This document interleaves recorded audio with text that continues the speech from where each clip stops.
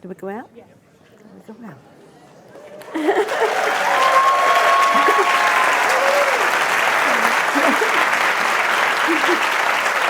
you.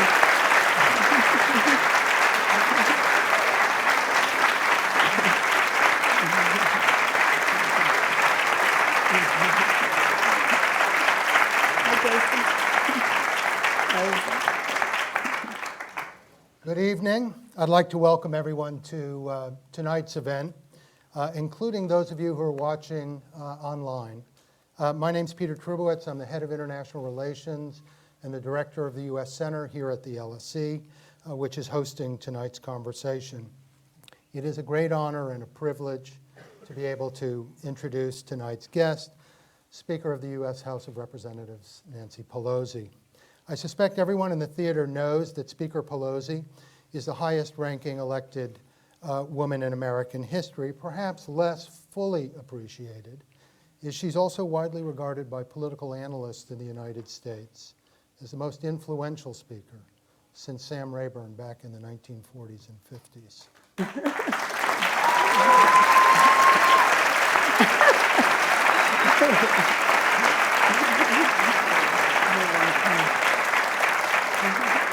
This is her second stint as speaker, having broken what she famously called the marble ceiling in 2007 as the first woman to be elected speaker, and serving before that for many years as the minority leader and before that the minority whip.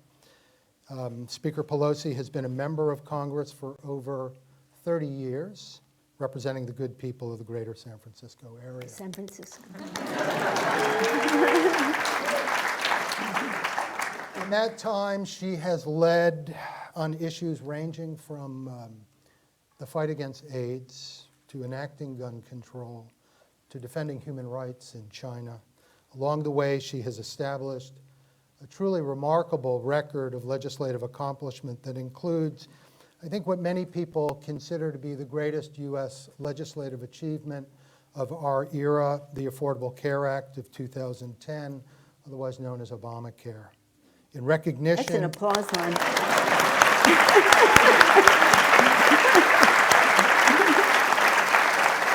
In recognition of her tireless commitment to fight for those less fortunate and to overcome long political odds in doing so. Next month, Speaker Pelosi will be awarded the prestigious John F. Kennedy Profile and Courage Award.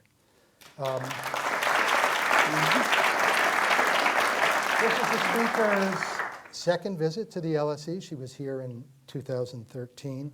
Tonight, she's joined by her husband, Paul Pelosi, and a congressional delegation that's come to London as part of a visit that began with meetings in Stuttgart with the U.S., European, and Africa military commands, and that will culminate with meetings with political and civilian leaders in Dublin and Northern Ireland.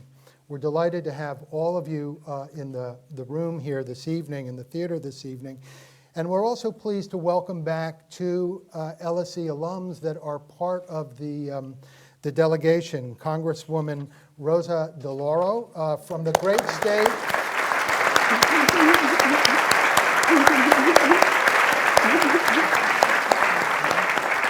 The Congresswoman comes from the great state of Connecticut. That's my home state, too.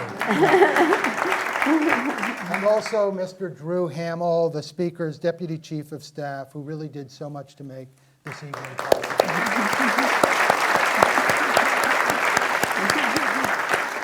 So a few quick housekeeping notes before we get started. First of all, if you haven't already turned your phone to silent, please do so, because we are, in addition to live streaming, we are recording this event.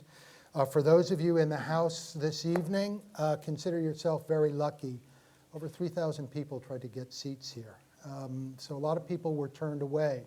But for those of you who are watching online, we haven't forgotten you. There's going to be an opportunity to send in questions.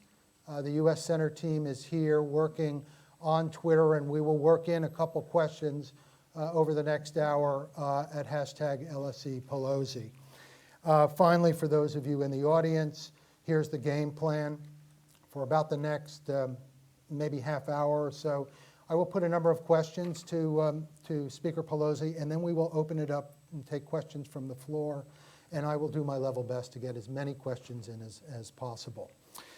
So, welcome back to the LSE. Wonderful Speaker to be Pelosi. here. Thank you.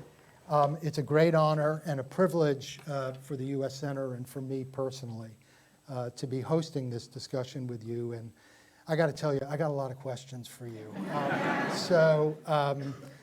You know, I mean, from the Mueller report, which I just read is going to be released, the redacted version of it will be released on Thursday, to the 2020 election, to immigration, to you-know-who's tweet storm over the weekend. But I thought I'd start with a question about foreign policy and NATO, especially as you're coming off the visit from Germany. As you know, there's a great deal of anxiety about U.S. leadership in this country, in Europe, really frankly across the West. And there's a sense that America's commitment to the liberal international order that successive presidents, Republicans as well as Democrats, did so much to build and sustain is in jeopardy, that it's weakening, and that President Trump's on-again, off-again support for NATO is of special concern, I think, to many people here. I was struck by the fact that you had recently invited Jens Stoltenberg, the Secretary General of NATO, to come and speak to Congress. And it's particularly notable, it's a precedent, because in NATO's 70 years, no NATO chief has ever spoken to a joint session of Congress. And so I was wondering if you could tell us a little bit about the visit, Stoltenberg's visit, the speech, and whether when you kind of look at things, whether you think that we've hit some kind of inflection point in terms of America's relations with its allies. Thank you so much for your kind words of welcome. I accept your compliments on behalf of my colleagues in the House of Representatives who did so much to make many of those accomplishments possible, and I'd like them to stand so I can recognize them. And Rosa DeLauro, you acknowledge. Congresswoman Susan Del Bene of Washington State, Brian Higgins of New York, Dan Kildee of Michigan, Brendan Boyle of Pennsylvania, Steve Horsford of Nevada, Joe Courtney of Connecticut, John Larson of Connecticut. There's something here. This is all in your honor, Peter. It's an honor to be here with them and with Drew. The invitation to the Secretary General to come to speak to a joint session of Congress, yes, was not only unusual, it was unique, and it was bipartisan. It was bipartisan. Leader Mitch McConnell and I, as well as the other leaders, Chuck Schumer and Kevin McCarthy, extended that invitation. But Mitch was very bullish on extending the invitation, so it was bipartisan, bicameral. And it was important for us because we wanted that statement to be made, that in the Congress of the United States, we respect NATO, we want to honor its 7 years of accomplishments, and to see how we can work together to strengthen NATO. Previous to that, a couple of months before in the House, we passed legislation supporting, a resolution supporting NATO, had over 350 votes in the House, and we took that to the Munich Security Conference and to Brussels as well to show the support in the Congress. The question, what the President did in terms of placing in doubt our commitment to Article 5 and the rest, I think is now behind us. But we just wanted to be sure that everyone knew how committed we were to the transatlantic alliance in every way, NATO being the security alliance, the EU, and other manifestations of how this, as I'll call him by his former name, the Secretary General said, the Atlantic Ocean does not divide us, it unites us. One thing I was pretty glad about, I mean, his speech was wonderful and peaceful and diplomatic and all of that. It was fabulous. Right. But he also talked about climate, which I think is one of the biggest global challenges that we face. And it is a national security, a global security issue, as well as an economic issue, a health issue, and a moral issue to pass this planet on to next generation in a responsible way. That's great. Well, thank you. I've got a Brexit question. You don't get out of here without it. But before you ask a question, tell us about you. So I got off the boat here in 2013. I had taught for many years at the University of Texas at Austin. Oh, that's a great school. Both my wife and I came here. Kind of standard story. Kids went off to college and looking for a new opportunity, and this has just been a terrific place. So, Before you go, I wanted Peter Trubowitz and also Pro Director Simon Hicks. Simon Hicks. Thank you, Simon. Thank you for the hospitality extended this evening as well. Thank you for asking. So you have Texas connections. I do. Austin, Texas. Mm-hmm. Yes. Well, I have grandchildren in Houston, so Is that I have so? grandchildren almost every place. But Well, we actually have something in common. I'm one of 7. all right, And so there are we you, go. right? There So you I've are. got family all over the place as well. So a few weeks ago, the U.S. Center was also hosting Senator Chris Murphy, as it turns out, Wonderful. also from Connecticut. Is it so? So, and he made some news while he was here. One of the things he said was that the UK couldn't count on Congress going along with the very, very big trade deal that President Trump is promising the UK, at least not if the Brexit deal includes a hard border in Ireland, which he said would put the 20-year-old Belfast Good Friday Agreement at risk. And as he reminded the audience, he said, President Trump doesn't get to make this decision alone. The Congress is involved in this, and I think, given that you, Congressman Neal, the chairman of the Ways and Means Committee, and other members of the delegation are on your way to Dublin, I thought maybe I'd give you an opportunity to speak to this issue. Well, I completely agree with what Senator Murphy had to say. He's from the House, so we take great pride in his leadership. Let me say this, on our trip, our delegation is led by Congressman Mr. Chairman Richie Neal, the chairman of the Ways and Means Committee, which is the committee of jurisdiction for trade legislation. And on this trip, every place we have gone, every meeting we've had, we've conveyed to our friends, our cousins in the UK, that if there's any weakening of the Good Friday Accords, well, first of all, let me say, it's very hard to pass a trade bill in the Congress of the United States. So there's no given anyway. But if there were to be any weakening of the Good Friday Accords, that there would be no chance whatsoever, a non-starter, for a U.S.-UK trade agreement. Now, let me just say this. It's not just, the Good Friday Accords ended like 700 years of conflict. It's not just about that geography, though. This is not a treaty only. It's an ideal. It's a value. It's something that is a model to the world, something we all take pride in. The U.S., President Clinton, Senator George Mitchell, and others, Richie Neal, as a matter of fact, and others were involved in all of that for a long period of time. And of course, it was the UK, the Northern Ireland people, as well as the Taoiseach in Ireland, who all participated. It was hard, but it was a model, and other people have used it as a model, and we don't want that model to be something that can be bargained away in some other agreement. So make no mistake, and we've met with the speaker. We learned how to say, come on, guys.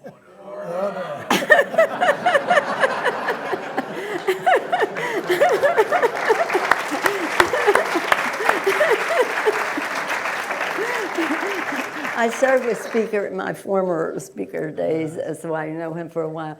We met with him, but then we met with the leader of the opposition, Jeremy Corbyn, and we met with those who left the Labour Party, and we made it clear to all that if there is any harm to the Good Friday Accords, no trade agreement.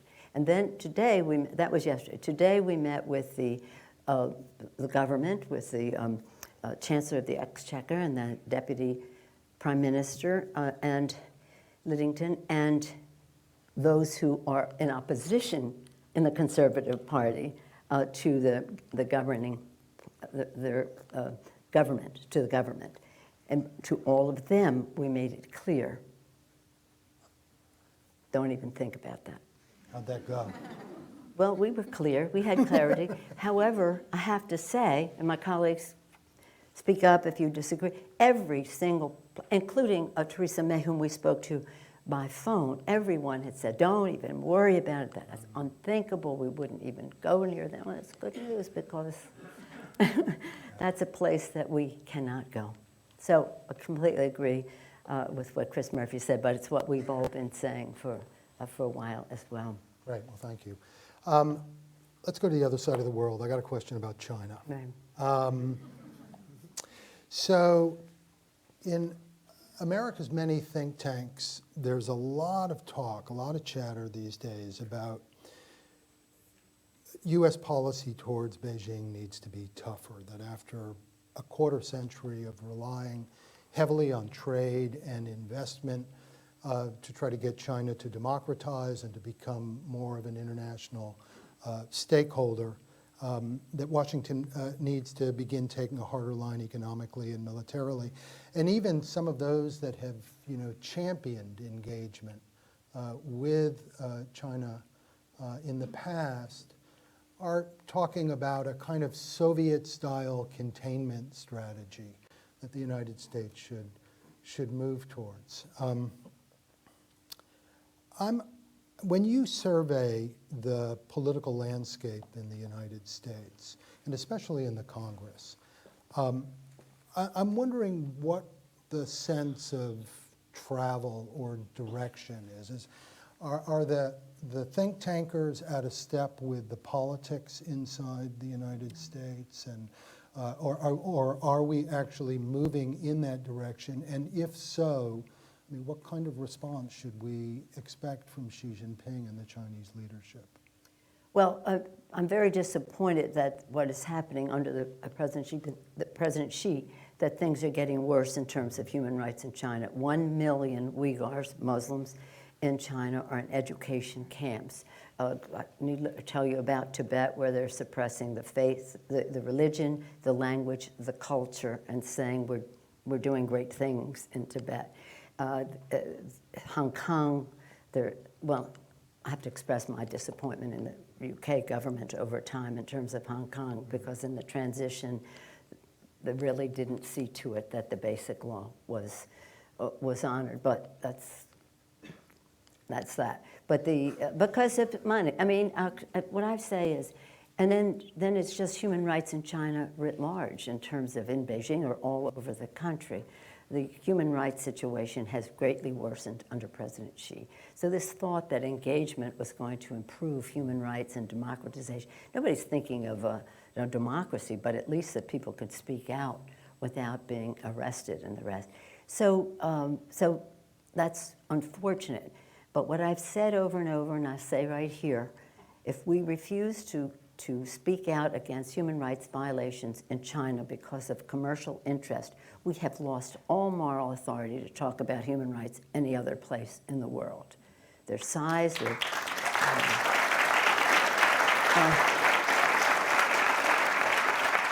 my colleagues who have served with me for a long time know that this is an issue that every day I read about what's happening in China militarily, commercially, human rights-wise, and the rest. And way back 30 years ago, which we're going to have the anniversary on June 4th, of Tiananmen Square was when I started my campaign to free the prisoners of Tiananmen Square, stop the proliferation of weapons of mass destruction and missiles technology to rogue countries, as well as to open up our markets. I could win every vote on most favored nation, that we would set some standards and the rest, but I could not override vetoes of Democratic and Republican presidents. So this is not partisan. Everybody was just, you got to go with China. And you know what? When I was first making this fight, this is so self-serving, but you asked. I did. When I first started this challenge to our China policy, the trade deficit was $5 billion a year. And I thought, $5 billion, for surely they'll free the prisoners of Tiananmen Square, for surely they'll stop violating our intellectual property and give us market access, for surely they'll stop transferring missile technology to Pakistan and elsewhere. Oh, you're all wrong. Peaceful evolution is all going to change. Do you know what the trade deficit is now? More than $5 billion a week. A week. We just gave away the store. We decided we would ride that dragon, and the dragon decides when you're going to get off from a commercial standpoint. And of course, now we have. Now, I've fought with the Chinese so long that some of us have become friends.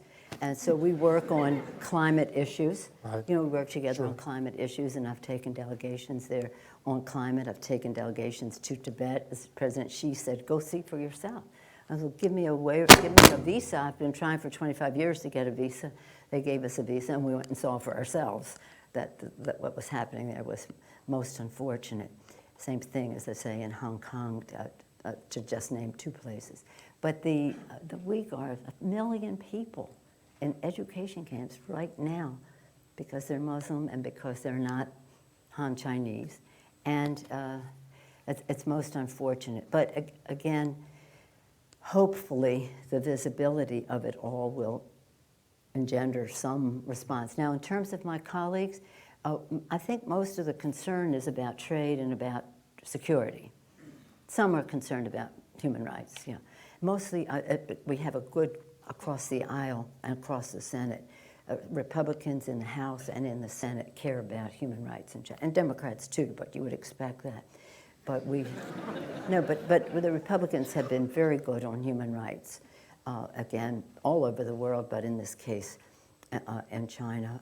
And so we're hopeful that we can raise the visibility of it and hopefully get some people freed or a big spotlight to shine on it. What the Chinese are doing in the South China Sea people have concerns. One of our colleagues, Joe Courtney, is on the House Armed Services Committee, who is with us on this trip. I think some of the trade issues are, I don't know what this trade agreement is going to be. Mm-hmm. It really is interesting to me, and Rosa can attest to this because she's been a champion on the trade issues. They said they are agreed on so many things, except they don't know how they're going to enforce it. Well, that means nothing. Right? If you don't know how you're going to, enforcement is key to any trade agreement. Is that more on the subject than you wanted to know? Yeah, that's very good. But can I, so does, maybe just a quick follow-up on that.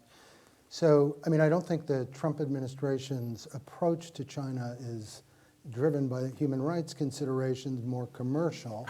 But, I mean, does that mean that you find areas potentially of agreement on their approach? It's a pretty tough approach that they've taken towards China. Well, I don't ever criticize the president outside the country. Okay. But I will say this. No, I will say this. This isn't a criticism, it's just a difference of opinion. I really did think that when the president said he was going to China, welcome to the club. You know, we've been doing this for a long time. But I thought one of the biggest opportunities was for the United States and the EU to join together, the hugest market in the world, right? The two combined, and use that leverage in negotiation with the Chinese. So I wasn't pleased when the president then put tariffs on the EU. It started to kind of weaken that strength that could have been there vis-a-vis China. And people have explanations. They say, well, they just want to use their leverage, this or that. But the Chinese enjoyed it a lot because they knew what the opportunity was, and they saw that it was a missed one. Okay. Let's talk about politics. Does anybody want to talk politics? So your party won a pretty decisive victory in the 2018 midterm.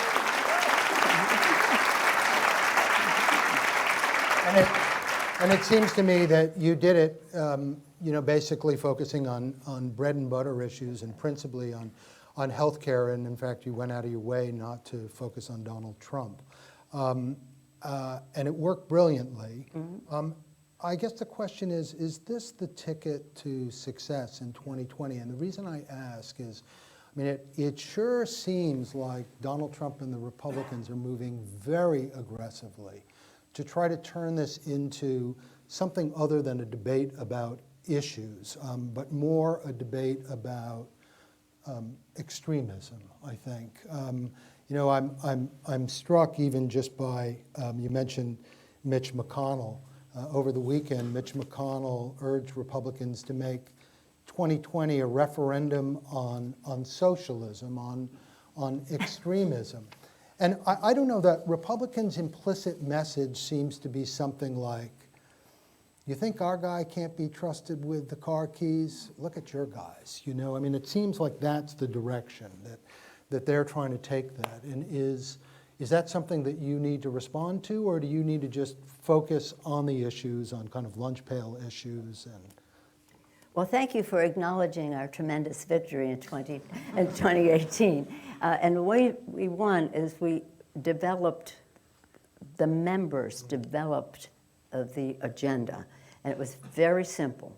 For the people, lower health care costs by lowering the cost of prescription drugs, bigger paychecks by building the infrastructure of America in a green way, and cleaner government, H.R. 1, to lower the role of money in politics. That was our message completely. There are other, shall we say, exuberances floating around out there, including to talk about, but it wasn't about him, because let me just say this to you if you want to talk politics. There's nothing that the president is about in terms of his policy. We're just talking policy now. That the Republicans in Congress haven't been for worse longer. Name any subject. Denial on the climate, women's right to choose, LGBTQ, gun safety, immigration, fairness in our economy. He's our guy.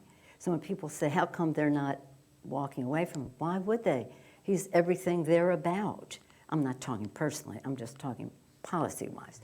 So in this election, it was about our candidates vis-a-vis the Republican candidate. It wasn't about him. It was about who they would be voting for in the election. And our candidates, they were spectacular. We had our message like a jackhammer. This is the message, this is it. We own the ground, not yielding one grain of sand in terms of getting out the vote. And we had the resources largely enhanced by small donors, as a matter of fact. So, but they're the three-legged stool on which the candidates stand, and we had top-notch, fabulous candidates who knew their why. They knew why they were running, they knew what they cared about, they knew how to communicate in a direct way to connect with the voters. And so we had this tremendous victory, a net gain of 40 seats in the most gerrymandered, voter-suppressed arena that you could ever imagine. Just think what we'll do when we can improve that arena, as a matter of fact. So as we go forward, when they talk about that, that's just a sign of their bankruptcy. They don't have anything to talk about, so they talk about socialism or something. Is that what they said? Yeah. Who knows? But I do think that I intend, when we talk politics, I intend to have this election won by this November, because by a year in advance, that's when people decide they're going to run for office. So I want we want the message to be clear. We will retain the majority, we will grow the majority, And we will do so because our candidates are doing their constituent work. We are, again, owning the ground, drilling down with our message, having the resources to win. So if you were a Republican who might be thinking about running for Congress, you have to look at the strength of the person you want to unseat. And if you're a member of Congress and you're a Republican and we're deciding that you might be ready for retirement, you may have to remember that it's going to cost you a lot of money to win or to lose. But if you win, you will be serving in the minority. Maybe you'd like to go do something else. So by my count, there are 78 Democrats running for president. All right. So far. So I've exaggerated. There's 18 and counting. More to come. More to come. At least one we know of. Any one of them would be a great president of the United States. I'm not going to ask that question, like who do you favor? But I'm saying it anyway. Yes. But a different question.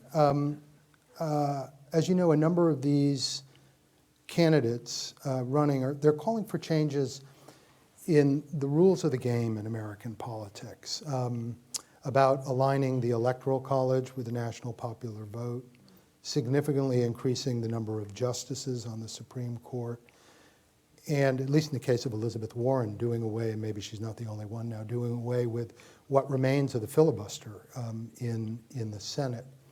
And I wondered, as someone who has lived through reforms and, what you think about this approach and these ideas. I mean, if this is, first of all, these are a good set of ideas, or even one or two of them, pursuing these reforms, whether you think that most Americans would support them, or whether there's an alternative way to go. I mean, one can walk and chew gum at the same time, but I mean, you just focused on a set of issues that you think if Democrats pursue, they're going to win on those issues, and they're either going to hold their seat or they're going to take new seats. This is introducing something rather different. Well, let me just say that I support the popular vote initiative. As far as increasing more justices and some of the other things, elections are all about people's security, their financial stability. That's why health care costs are about their health, but it's also about their financial security. That's why bigger paychecks are so important to them. And that's why ending the doubts that they have about Congress working for the people's interest, not the special interest, and ending dark special interest money in politics means something to them. These other things, they're interesting, and that's an academic discussion, but for them, they want to know, what does this mean to me, to my family? So we're about the kitchen table. We are about the kitchen table. How do people survive?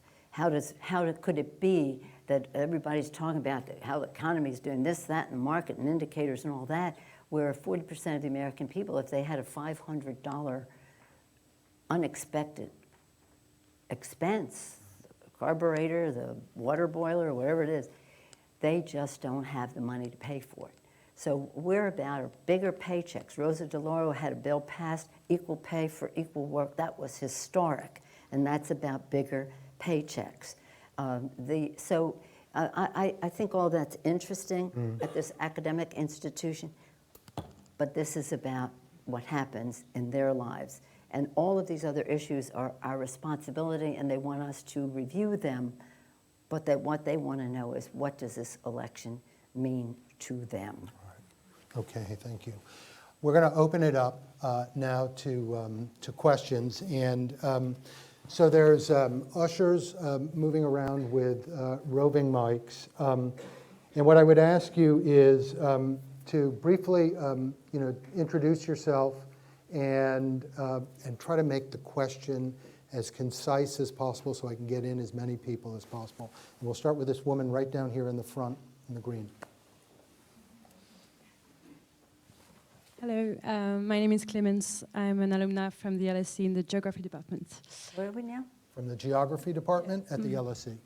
She's right up there. Oh, up there. Yes. Hi. We went upstairs. I would stand, but my knee is kind of problematic. A few days ago, in 60 Minutes, you called for the Democratic Party to have a sort of a centered message, and you also mentioned that people like AOC were sort of on the margin of the Democratic Party and represented a few people within the House and within the party. So I wanted to ask you a sort of double question. First, is it could it be a missed opportunity on young people that put a lot of faith and hopes in those so-called socialists and politics in the Democratic Party? And if not, do you think that it will ever be part of the Democratic Party program in maybe not 2020, but 2024, 2028? Like, is it ongoing? Or? Well, let me say you're referencing a comment because when we won this election, it wasn't in districts like mine or Alexandria's. However, and she's a wonderful member of Congress. I think all of our colleagues will attest. But those are districts that are solidly Democratic. This glass of water would win with a D next to its name in those districts. And not to diminish the exuberance and the personality and the rest of Alexandria and the other members. But when I said three, they were talking about three that were getting a good deal of press on it. But the 43 districts, we won 43, net gain of 40, were right down the middle, mainstream, hold the center victories. And if we're going to be helping the 1 in 5 children in America who goes to sleep hungry at night, who lives in poverty in our country, we have to win. Now, I'm a liberal from San Francisco. I can compare my liberal credentials across the board. And I said to them, anything you're about, I got that sign in my basement 25 years ago. Single payer, all of this. I got that. Been there, done that, pushing a stroller many decades ago with all of that. So I share those values, but we must win. It does mean that lower health costs, bigger paychecks, cleaner government, that's a progressive message. What we're saying is to have a message that appeals to people in a way that does not menace them, that really does address their concerns. When we win, and we have the White House and we have that, then we can expand our exuberances to some other things. But our message, our progressive message, is down the middle. But it is again, addressing the concerns of America's working families. It isn't, again, a message that you were describing works great in my district. I get over 80% in my district, and these folks do in their districts as well. But that's not where we have to win the elections. It doesn't mean we don't curb those enthusiasm, reach for the moon, put out there what you want, go for it, talk about it. But when we have to go into the districts that we have to win, we have to call that which we have the most in common with those people. Not compromising our values, our principles, not even changing our message, just taking a piece of the message as we go forward. This is about winning. This is about winning because so much is at stake. The Constitution of the United States is at stake. The environment, the whole climate of our country is at stake. Who we are as a people, a nation of immigrants, is at stake. So who are we as a country? The United States of America. We are our ideals in the Constitution. We are values in our budget, which is the fight that we have in Congress. We are a nation of immigrants, which are being, it's just, I'll go back to that in a minute. And we are this beautiful land mass that God gave us that is being degraded. So everything is at stake in the election. So how do we take the concerns that we have to victory in a way that, again, is values-based, progressive, and well-organized, focused? like a laser on winning. And let me just say on immigration, because I wish I had my phone. I don't have my phone, but Ronald Reagan was a president that I quoted most during the campaign. Ronald Reagan. Let me just read you what he said. I usually have it on my phone. He said this. I'm not going to read the whole thing. He said, I'll read it. Since this is the last speech that I will give as president, I think it is fitting to leave one final thought, an observation about a country which I love. The final speech as president of the United States. Does that get your attention? It is a great life force of each generation of new Americans that guarantees that America's triumph shall continue unsurpassed into the next century and beyond. Thanks to each new wave of new arrivals to this land of opportunity, we're a nation forever young, forever bursting with energy and new ideas, and always on the cutting edge, always leading the world to the next frontier. This quality is vital to our future as a nation. If we ever close the door to new Americans, our leadership in the world would soon be lost. Ronald Reagan. Ronald Reagan, President Ronald Reagan, President George Herbert Walker Bush, President Bill Clinton, President George W. Bush, President Barack Obama all subscribed to that revitalization of America that newcomers are, with their hopes, determination, optimism, courage. Those are American traits, and those newcomers make America more American until this president. We've got a question up here, up on the right, and then we'll come down here to get you. Thank you. I'm Elizabeth Debevoise, an LSE alumna from Maryland and a Democrat abroad. Thank you for everything you do. Maryland, I'm that's where I was interested born. to hear your thoughts on the greatest strength, threat, weapon that the Republican opponents have for the next election. Thank you. The confusion. Confusion is their friend. Because, again, when we had this debate about the pre-existing condition as a benefit, they all said, right, my colleagues, oh, we're for that. They voted for it they voted against it for legislation that would eliminate it over and over and over again. So when they misrepresent, we have to set the record straight, but that confuses sometimes the public. So what they do is they suffocate the airwaves with money, with messages that are not true. I mean, they're just not true. And then people hear one side, the other side, and then their plan is that people then say, oh, forget about it. Why should I vote? And that confusion is their biggest message. Now they'll start talking about, what was I saying? Socialism and the rest. Again, it's a bankruptcy because climate, young people know that is an imperative that we must, as many of, my first term as speaker, that was my flagship issue until we had a Democratic president, and then we moved with the Affordable Care Act too. But they're still in denial on that. So when you and young people, by and large, and you can correct me on this, really don't care about party so much. That's our experience. They care about issues and values and what they care about.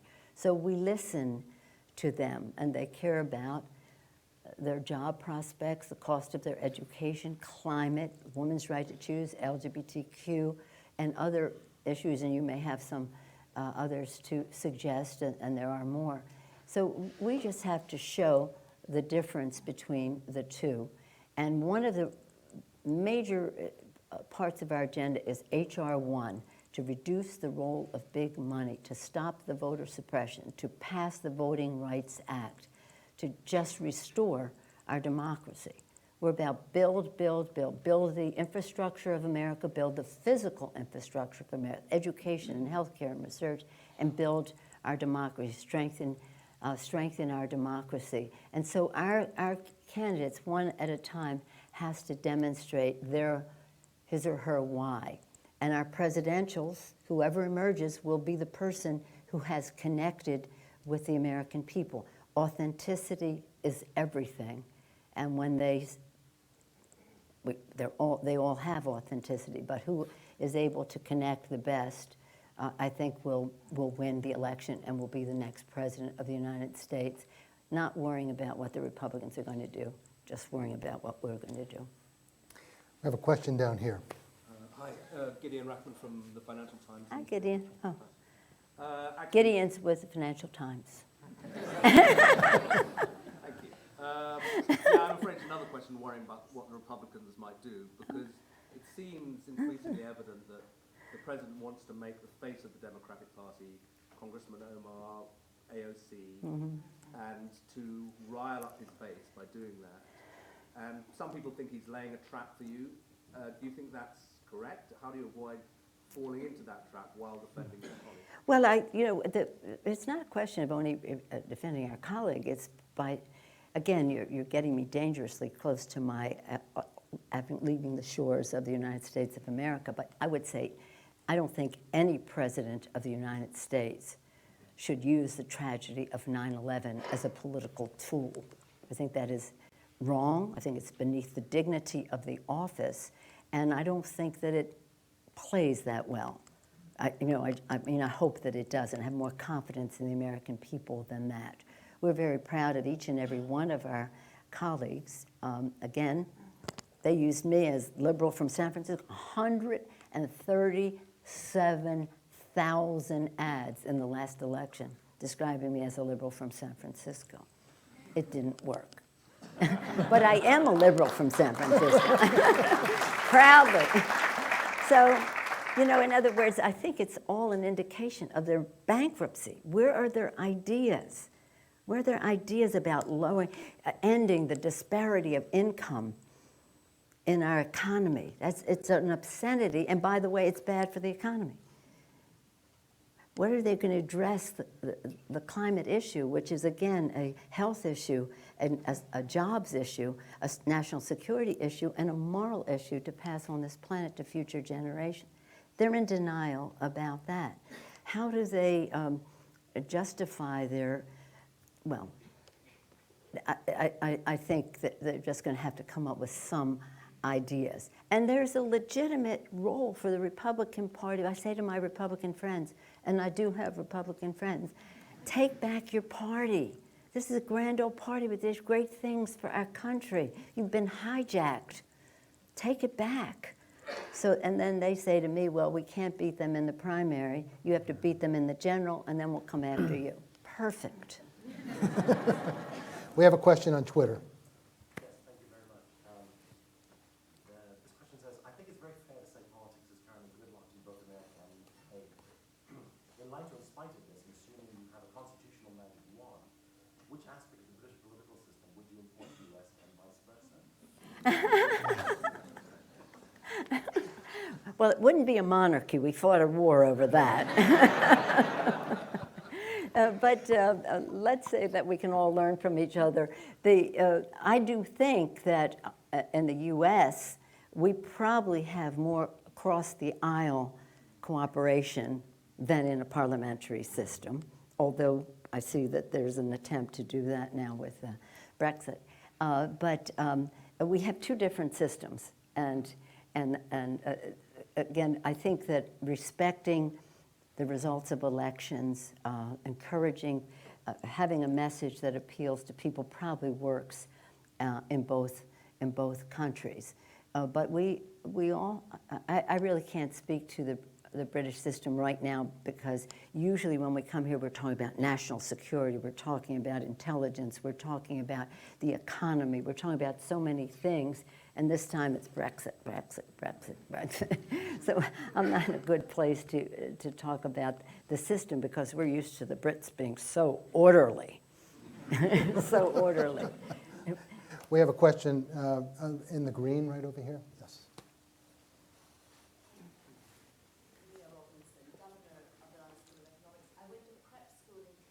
Very good. Oh my goodness. Don't encourage them.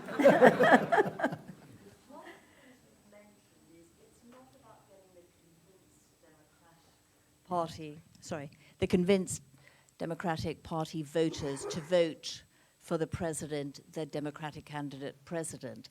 It's about getting disillusioned Trump voters. It's about getting some of the people in the middle, the white working class that have deserted your party. Now, doesn't that mean you're going to have to go for a white male presidential candidate? No, doesn't mean that at all. But I appreciate the question. Now, here's the thing. White women voted Democratic. We're talking about the men. I think that the election, people will see who connects. That's just the way nobody can tell you. It shouldn't come from on high. It's not that we get in a room and say, this is the one who can win. No, the people will decide who can win. And we do think that a progressive message that doesn't menace, is non-menacing to people, to whether we're talking about urban centers or rural areas, addresses families, just how individuals and families are able to sustain their financial viability is really what it is going to be about. And any one of those candidates on the Democratic side knows why they are running and what they know about and how to communicate on it. So we'll just see. But I don't think anybody can say it will be, maybe it'd be 2 women. It's been 2 men for a long time. And by the way, let me just say this one thing. When Peter said that I was the highest ranking woman on, that makes me cry, because I was so hoping that I would be relinquishing that title in the last election. It just breaks my heart to think, for a lot of reasons, including the fact that we thought we were going to have a woman president. But we may this next time. But I don't think anything forecloses an option for anybody to win. Let's go back upstairs. How about the woman right there in the red, like second row from the back? Yeah. Good evening. Hi, I'm Chris. I'm from Jamaica. I'm second-year politics and IR student. And I just wanted to know, do you think pineapple belongs on pizza? No, I don't. No, I don't. In fact, Maybe we'll take a group set of Very questions. controversial. when I was running the first time, 30 years ago, so plus, you're just running around all the time. You're campaigning all the time. Being an Italian American, I love pizza. And they brought pineapple pizza, and I said, that's a very nice person. I don't want him driving with me anymore. Just pineapple pizza, Rosa. Come on. You got to be from But Hawaii. But I fully respect those who. And by the way, pineapple is very good for you. We'll take a hand down here in the black shirt. There we go. Hi, my name's Talua. I'm a third-year student here studying politics and international relations as well. Gang. And sort of going off the last response about white women voting Democrat, a lot of white women, an awful amount of white women actually voted for Trump, and it was black women and women of color in 2016 and last year who picked it up for a lot of Democrats in very contentious seats. And they're a group of people that often the Democratic Party takes for granted because you assume we're sensible, we're going to vote in that direction. So how do you, looking at 2020 and knowing now how important that subset of voters is, how do you appeal to them? How do you make them feel important, like, and implore them to continue voting the way they have, but in the knowledge of the fact that they are such a crucial base for the party? Well, let me just be clear. I was responding when she said white people voted for Trump, not white women. My view, and I say this all the time, and I've been saying it for years, the smartest voters are African American women. They know what's real, and they have been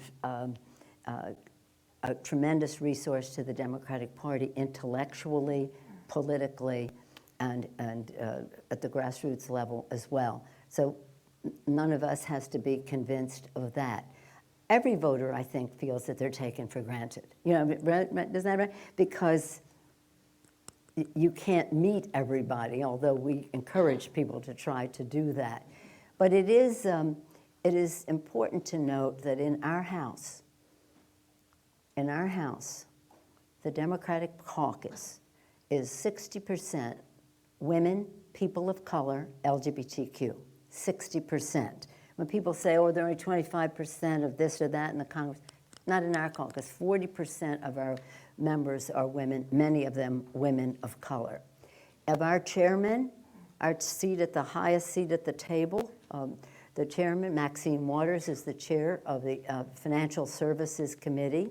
Eddie Bernice Johnson is the chair of the Science, Space, and Technology Committee. The list goes on and on of women and people of color having like half of our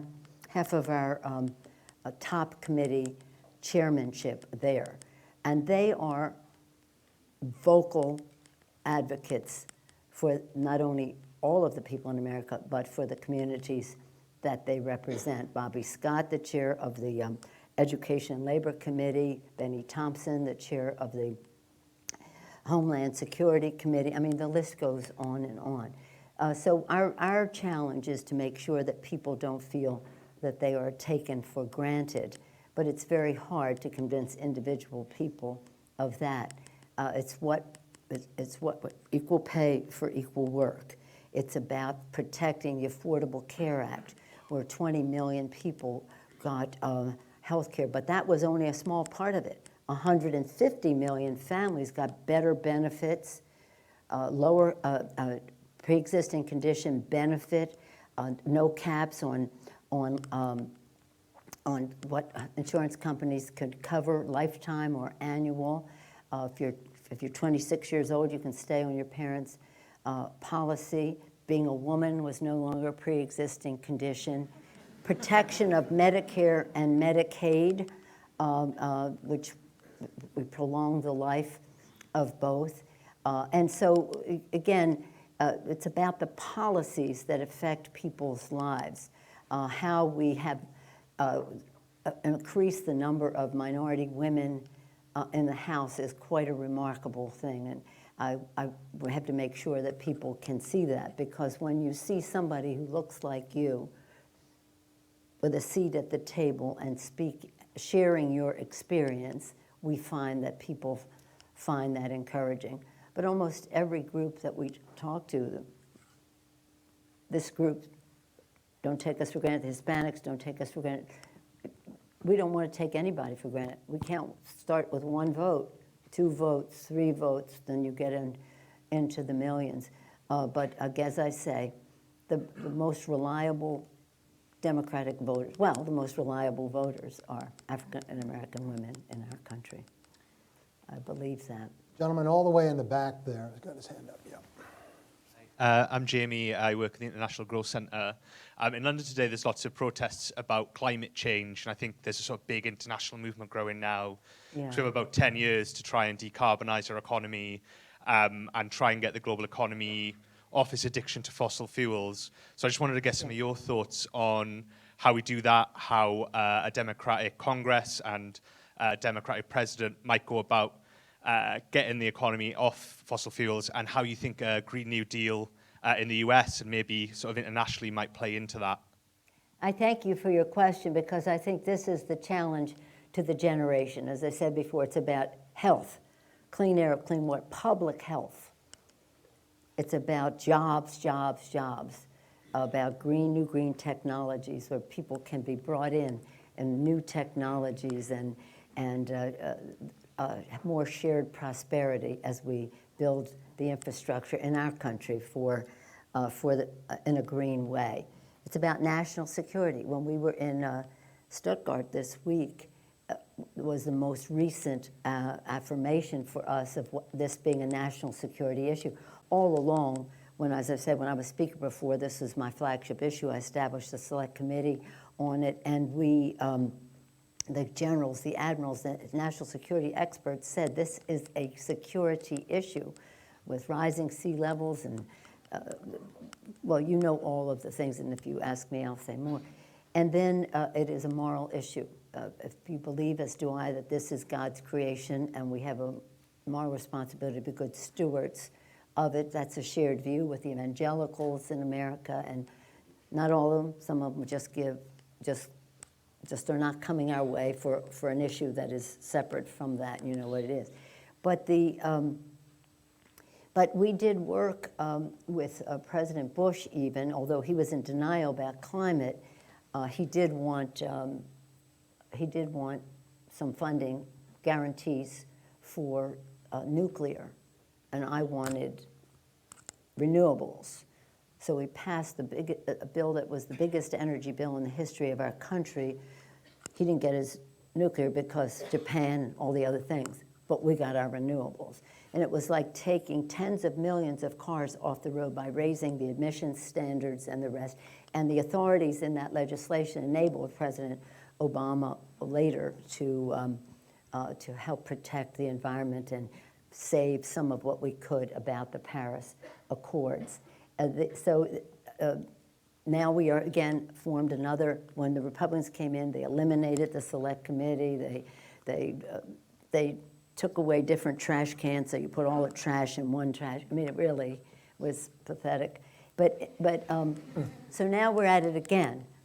But more people are aware of the challenge that is there, and I think it would be important in this presidential election to be talking about this as a health, jobs, security, and moral issue. Because even if you don't believe religiously in God's creation, you all know that we have a moral responsibility to future generations to hand off the planet. And again, it's good for the economy. You know, let them sell a bill of goods that, oh, it's jobs or green. We have a number of proposals that are out there. The Green Deal, New Deal is one of them. What I call is I'm looking for the green ideal. Let's get everybody's best suggestions, put them together, and take this to the public. Because public sentiment is going to win the day on this. They no longer can go hide on this subject. Public sentiment is everything. Abraham Lincoln, here I go quoting another Republican president. Public sentiment is everything. With it, you can accomplish almost anything. Without it, practically nothing. Abraham Lincoln. And to the extent that the public is engaged in this, and God bless everyone who turns out to speak out for this, because it's everything. And to ignore it is a real disservice to the present and to future generations. So thank you for your interest in it. We'll come on down here. Hi, hello. My name is Sam Hayes. I'm a research fellow in the Department of Media and Communications here at LSE. Wait for another mic, because that one... Tell me your name again, dear. My mic's not working. Hi. There we go. My name is Sam Mahias. I'm a research fellow in the Department of Media and Communications. I'm an American. I've been living here for about 11 years. And one of the things I noticed in 2016 and onwards is that the norms, the sort of political norms that we have in our country, have been flouted quite frequently. And things like tax returns, things like the emoluments clause. So there's so many unspoken rules of American governance that have been sort of put to the wayside in the past two and a half years. And my question to you is should the Democrats be reelected in the House? Should they take the Senate? Should they take the presidency? What steps do you think Congress should and could take to institutionalize some of those norms in order to make sure that these types of things don't happen again in the future? Well, already members have legislation, Congresswoman DeLauro, members of the Ways and Means Committee who are here today have legislation to codify, if you're running for president, if you're a nominee of the party, you have to show your tax returns. Because what are you hiding? You know, why not? You know, what's your secret? And then in terms of the emoluments clause, well, elections have ramifications. And one of the most important parts of a presidential election is Article 3, the judicial branch. If you have a president who is ignoring all of the sense of decency, well, don't get me started. Okay, how can I say that? If there happens to be a president who will not adhere to the norms and just says, I'm just not doing it. And he appoints judges or an attorney general who says the president is above the law. I don't think a president can be indicted, this or that. Then there's a real problem. But our country is a great country. We can withstand anything. Maybe not 2 terms, though.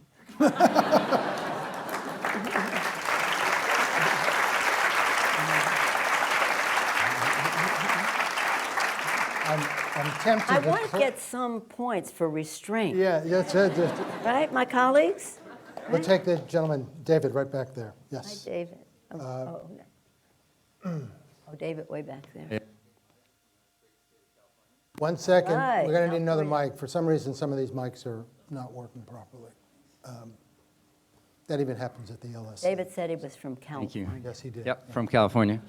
So one of the areas in which there seems to be widespread agreement among the population of the United States is for better gun control policy, and yet it seems nearly impossible to pass. What ideas do you as speaker have for trying to improve the safety of Americans with respect to guns? Well,